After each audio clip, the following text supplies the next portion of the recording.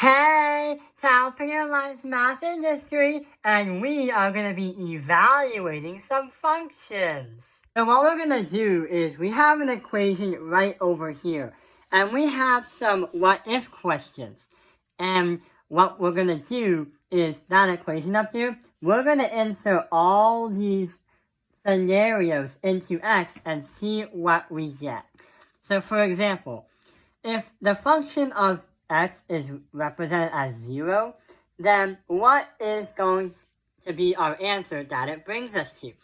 And what it does is, if we put in something for x and something in for y, we get what our answer is. But also, if you put in multiple scenarios, you get this on a graph.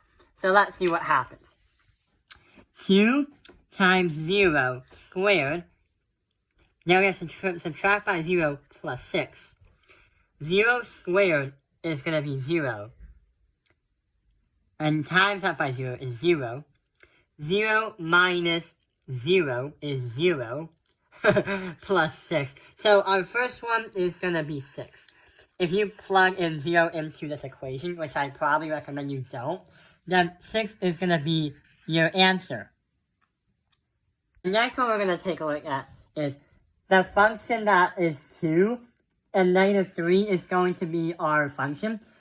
2x negative 3, what? The function of 2x negative 3? So what we have to do is, sure enough, we do 2x, which is times negative 3 squared, minus 3, which is a positive number.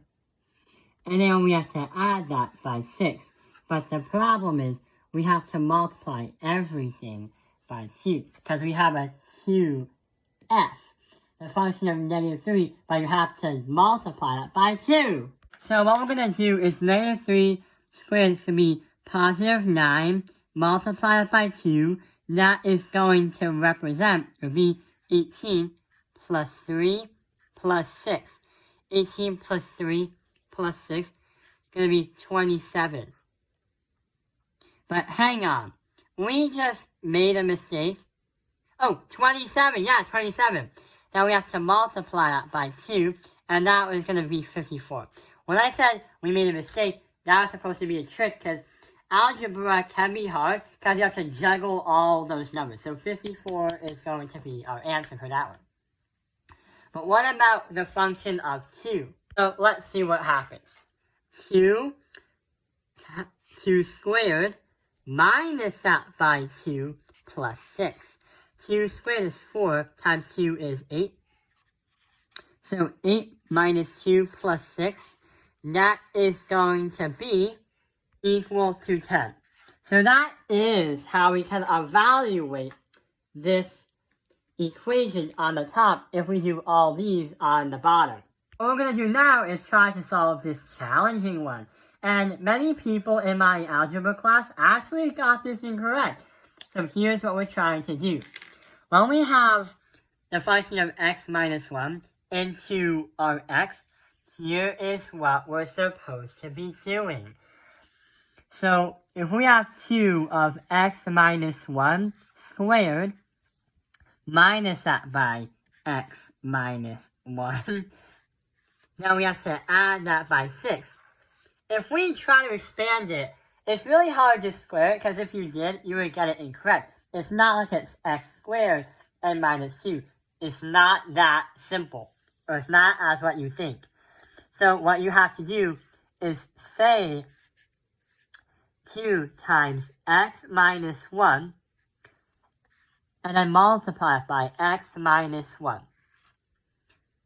So when you do x times x and x times negative 1, and negative 1 times x and negative 1 times negative 1, this is what you call double distributing, because you're doing a lot of distributing.